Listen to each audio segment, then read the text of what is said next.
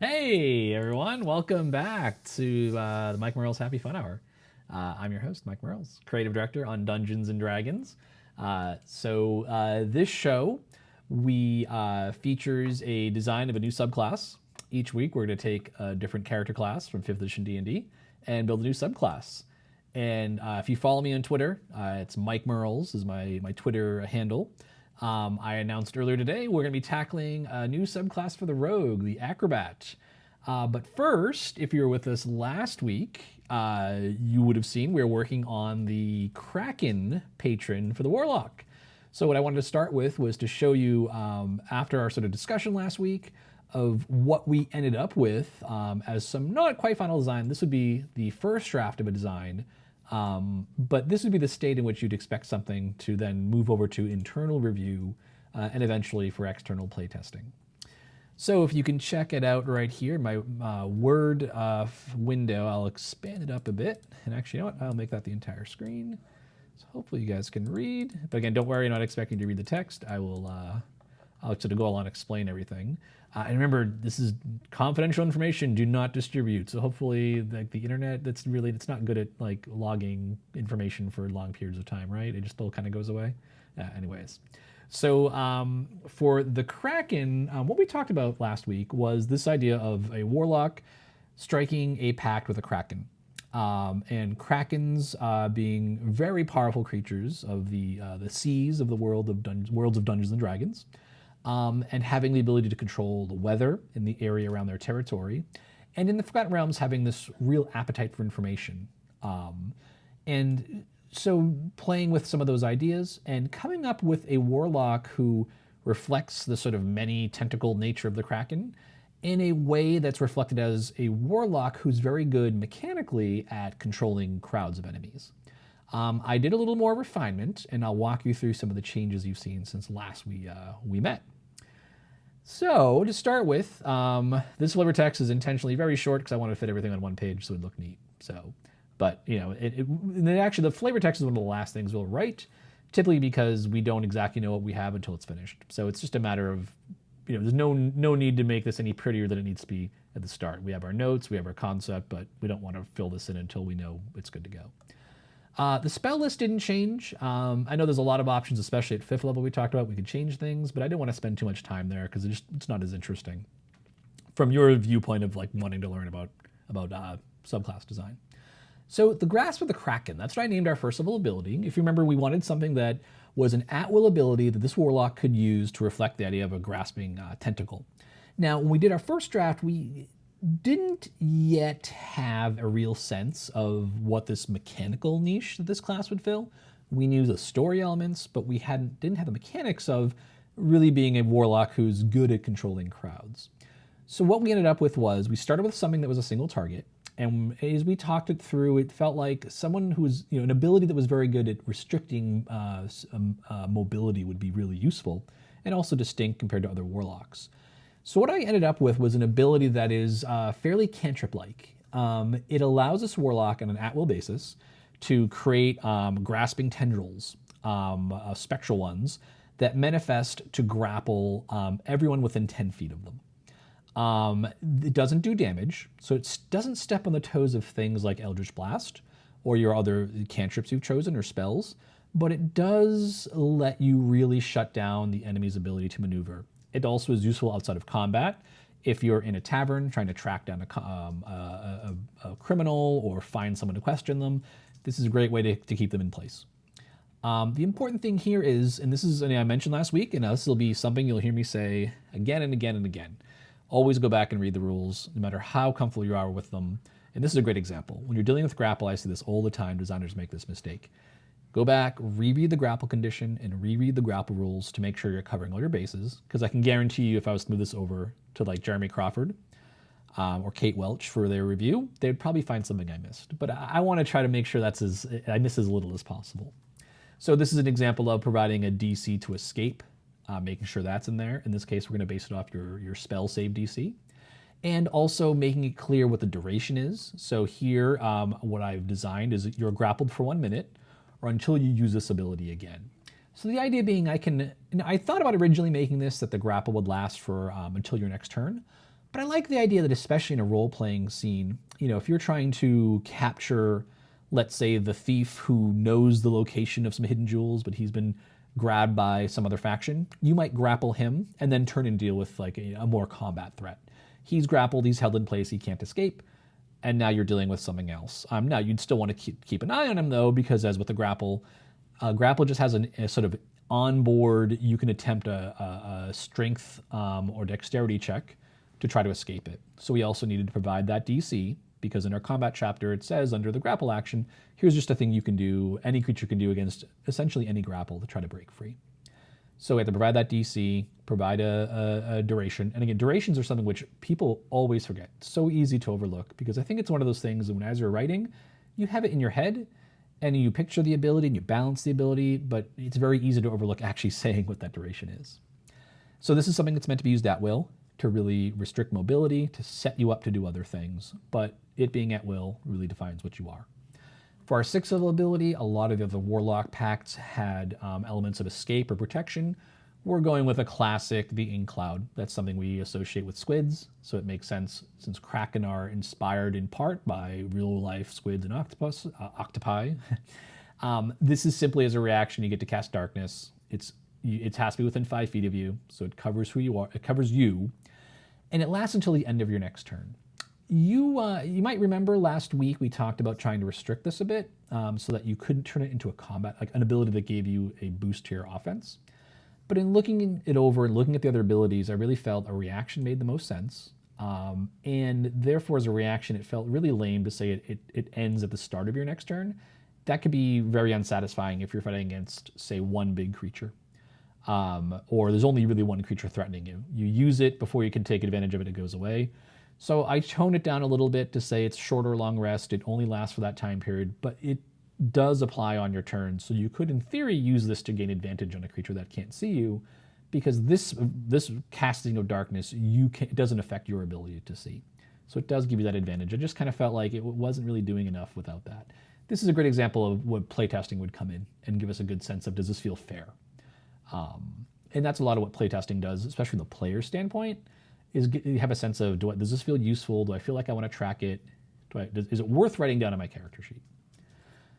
At 10th level, we talked about this is where we'd give you water breathing, but we'd give it to you as part of a bigger package of abilities, primarily because this pact would match up very well with the races that would have water breathing from the get-go. We don't want to give you something where the thematic choice is giving you something that's not very useful. So here you get water breathing, you get a swim speed. We have to think a lot of characters who would take this option might already have those. So you also gain immunity to lightning damage. And we talked last week about implementing the next feature.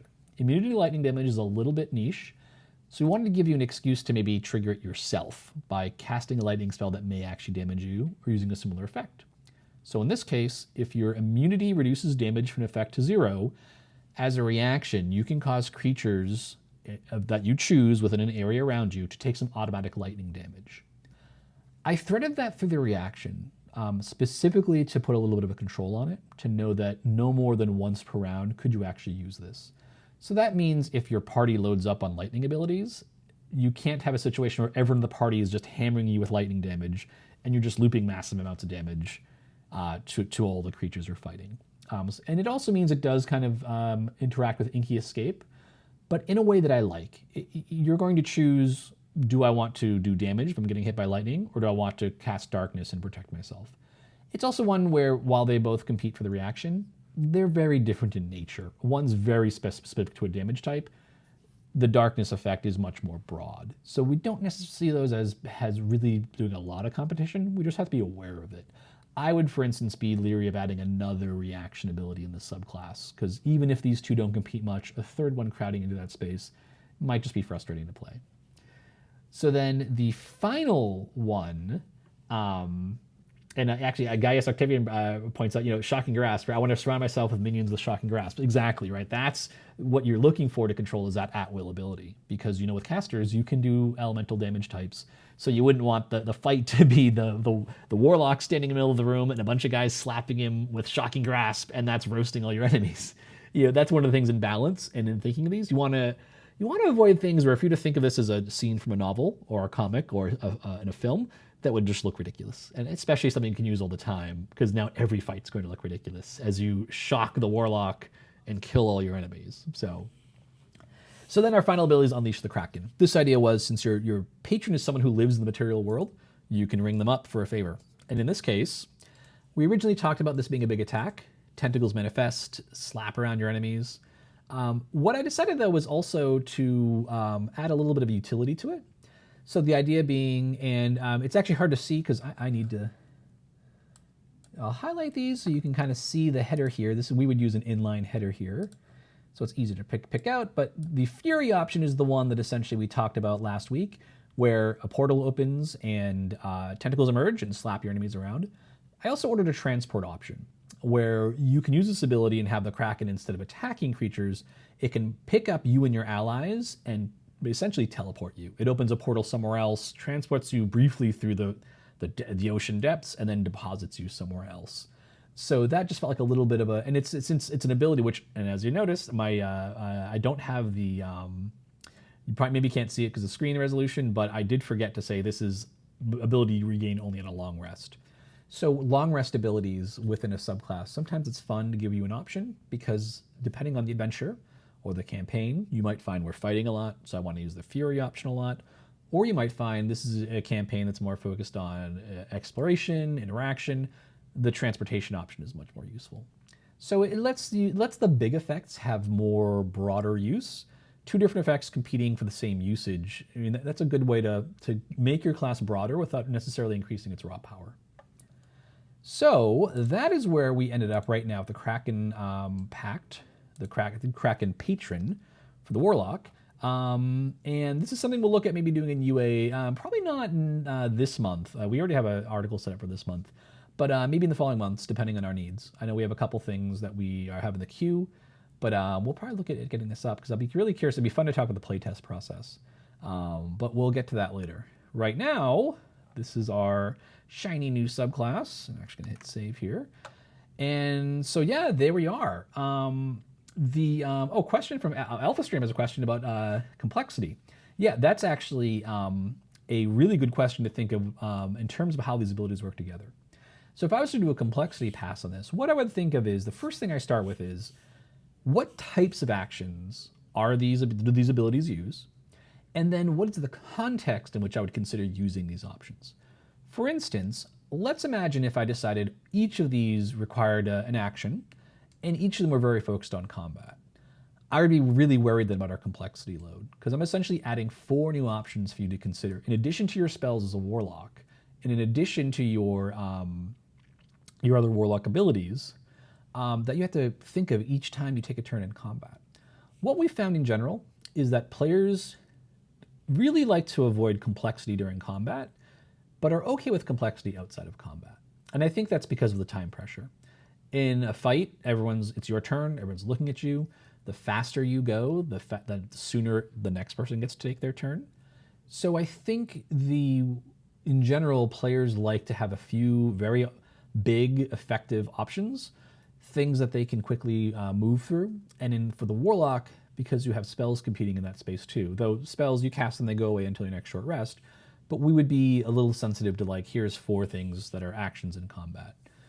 So an easy way is just to spread them out across actions, which is what we've done here. Of these 4 abilities, 2 of them are reactions, one of which is a general use reaction, protecting yourself with darkness, but also once you use it, you need to take a rest to get it back. So that's also another way to reduce complexity, is to say, look, when you use it, it's gone, you can stop thinking about it. Now, there is something to be concerned about. The player has to assess, is it worth using this right now? That can slow play down too. So you don't want to use that too often. But I think in this case, having one ability that functions like that works out pretty well, because it also has a very clear utility.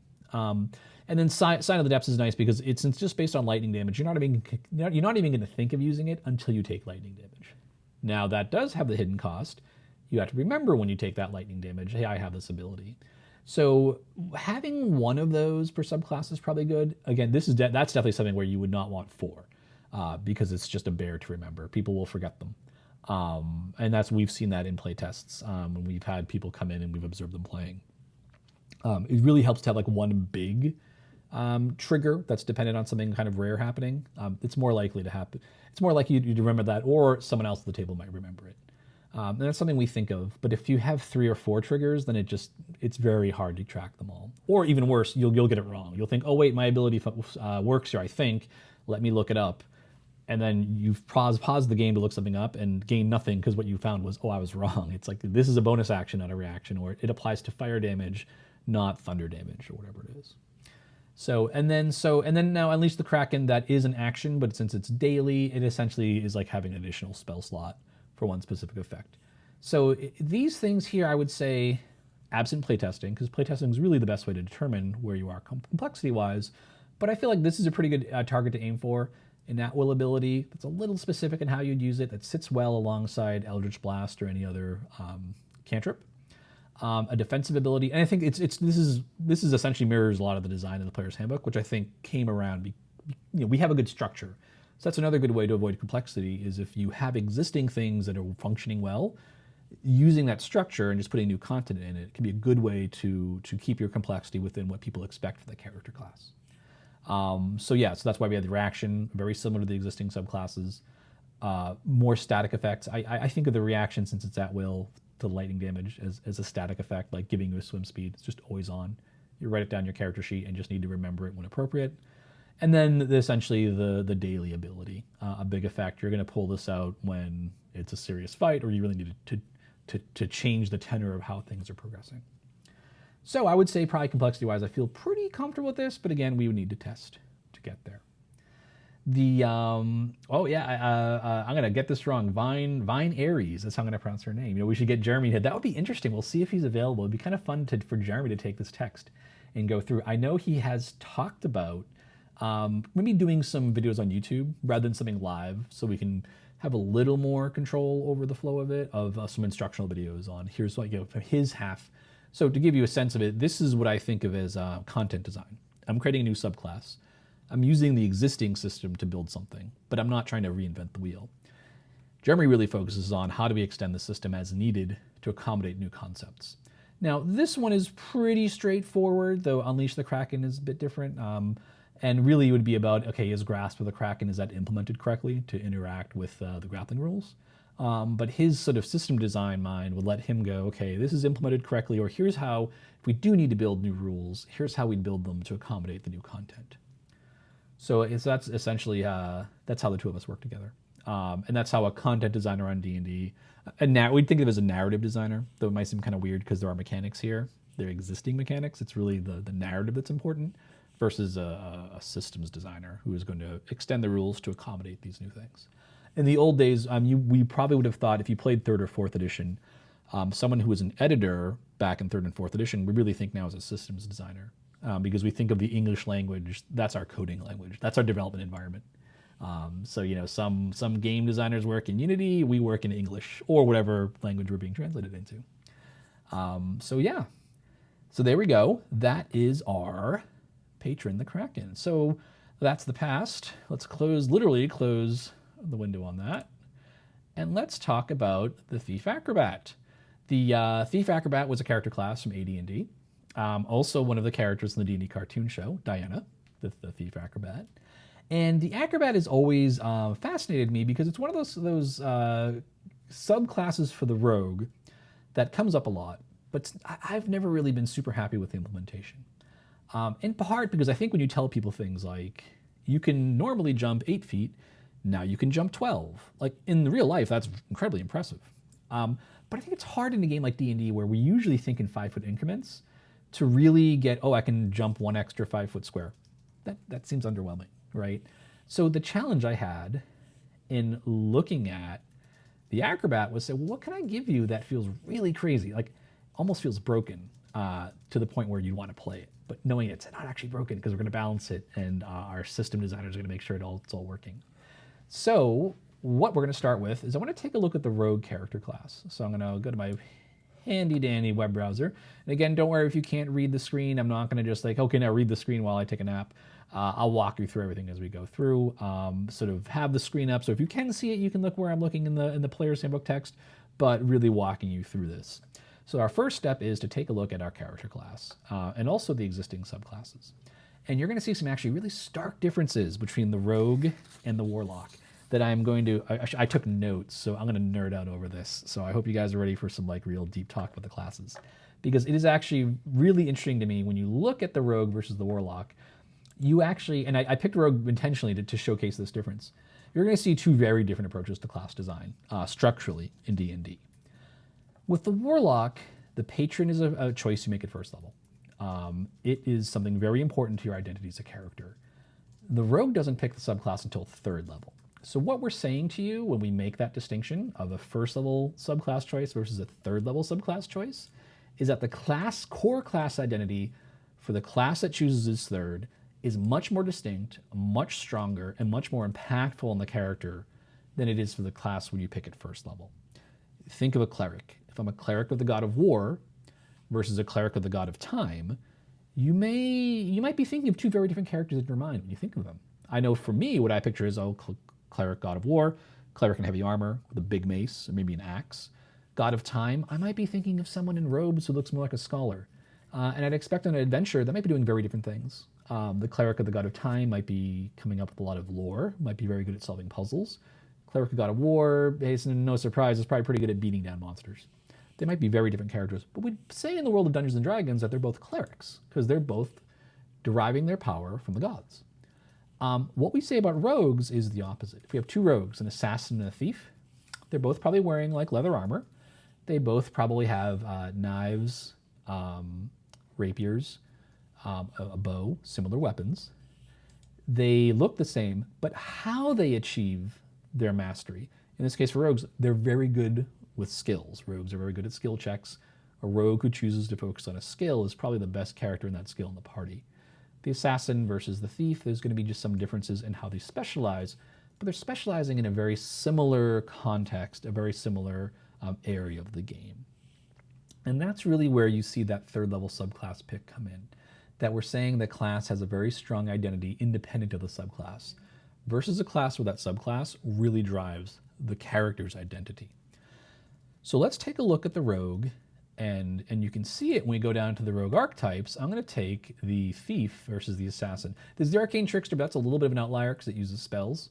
And I'll get to that last, but what I'd like to do is focus on the assassin and the thief. The assassin at third level gets bonus proficiencies and the assassinate ability. The assassinate ability basically models the idea that the assassin, if the assassin can gain surprise on a foe, can score one very devastating hit that in some cases would just instantly kill potentially the target. You can imagine an assassin of moderate level striking a commoner, essentially the mayor of the town who has no martial training and is not a spellcaster, is just your maybe one or two hit die human, could be killed in one shot.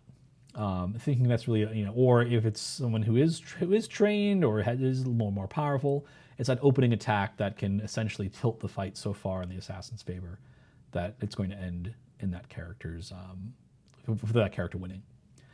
Then we compare this to the, we have all of the ones here today in the Mastermind and the Inquisitive. I'm going to go down to the Thief though. Those are some of the Xanathar's ones.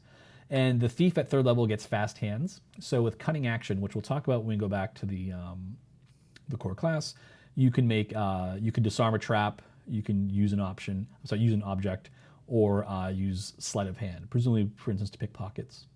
And you also can climb faster, so you're pretty good at escaping. And when you go to jump, you can jump an additional distance. Now, we talked about the Acrobat. The second story work ability that improves your jumping and your climbing immediately kind of goes, wait a sec, we have to watch out because the Acrobat might want to do something similar, and we don't want to just copy what the Thief does.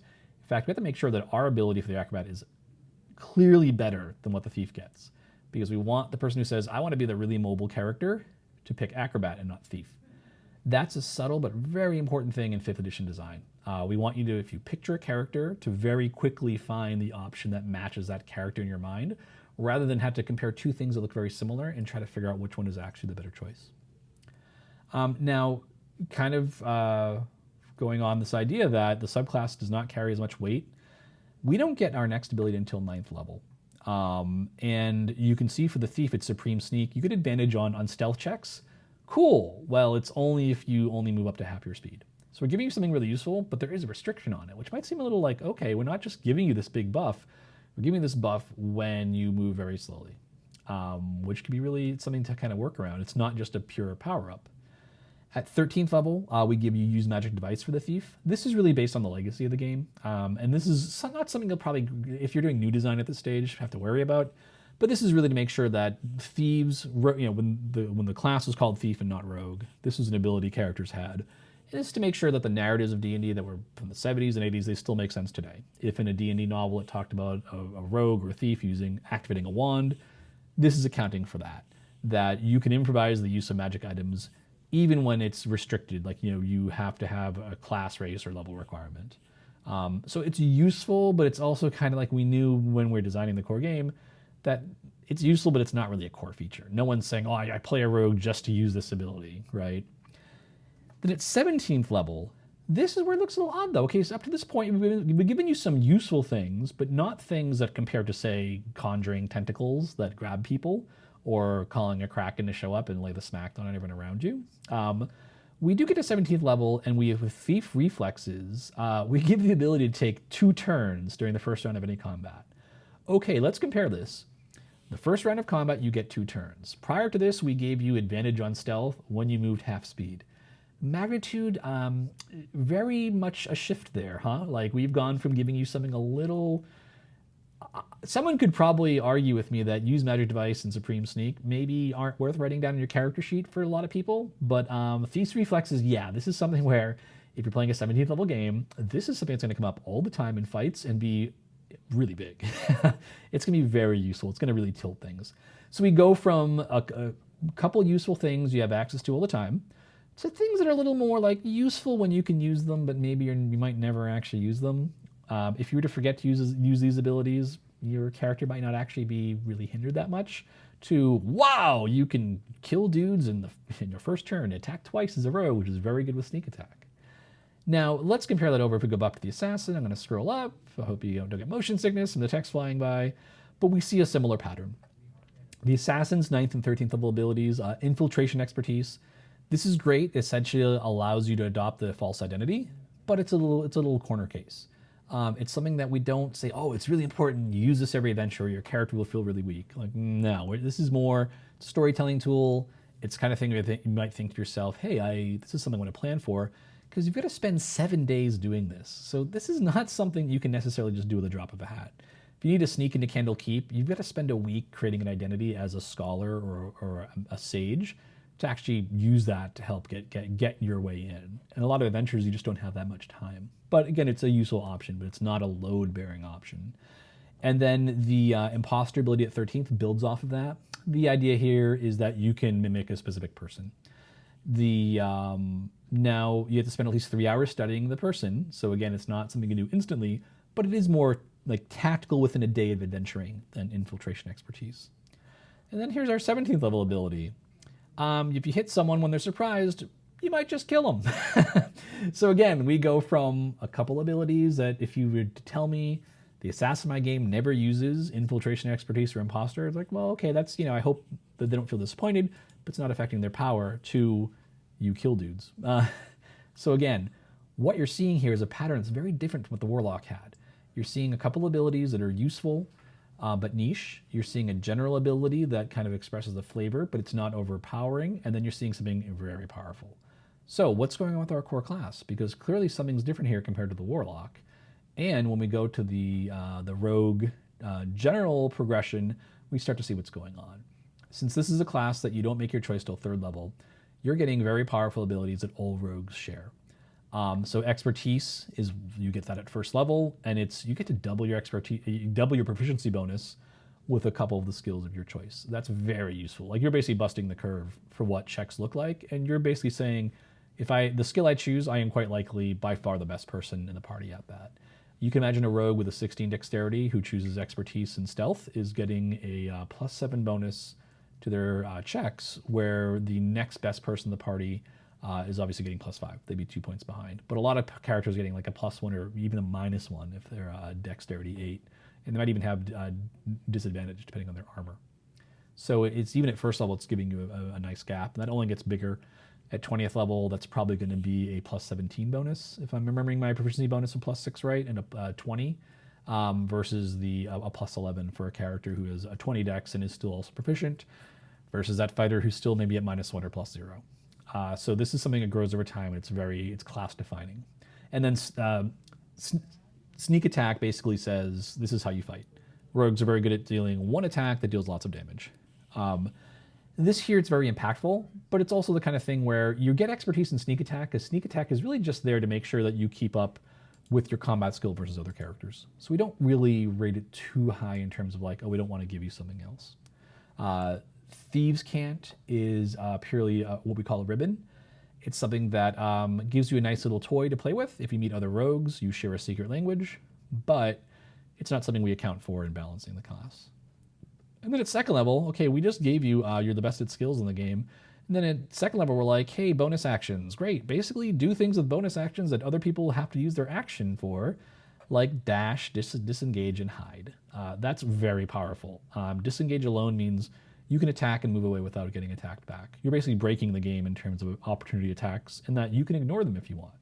Now, it's important to point out, though, that this is using the bonus action, which means if I and my subclass make anything that uses the bonus action, it has to be really worth it to get you to ignore using cunning action. You'll notice that the thief subclass, instead of saying here's a competing bonus action, said we're going to extend the list of things you can use cunning action on. And I think that's a good approach, because it makes it easier to understand, and also design-wise forces you to look at those options and make sure that they are all things that don't compete with each other. They just broaden the situations in which your cutting action is really paying off. Then scrolling down, I'm going to skip a few things like the Roguish Archetype. That's just your subclass. Ability score improvements. That's what everyone gets. You get Uncanny Dodge, which is a reaction. You can, when you get hit with an attack, take half damage from it. Again, that's another thing which is like, oh, do you really want to use reactions for your subclass abilities? Because now I have this really good reaction I might use every single round of a fight. So you can see this class's core abilities, unlike the Warlocks, are really filling in our actions. They're accounting for them in ways that make it difficult for the subclass to compete. Evasion is another defensive ability. Basically, if a dexterity saving throw, you succeed, but it says you still take half damage. This says no, don't worry about it, you take no damage. A little niche, but also pretty good considering rogues aren't the tankiest characters. It gives you another area where you're very good at something, and this gives you insurance and makes you even better at it. Because you're more often than not going to succeed in those saving throws. Reliable Talent says your D20 can't result in less than a 10 on your roll, so it ensures a floor of expertise that, combined with your doubling proficiency bonus, means you're always going to be delivering really high, like 20 plus results at high level. Blind Sense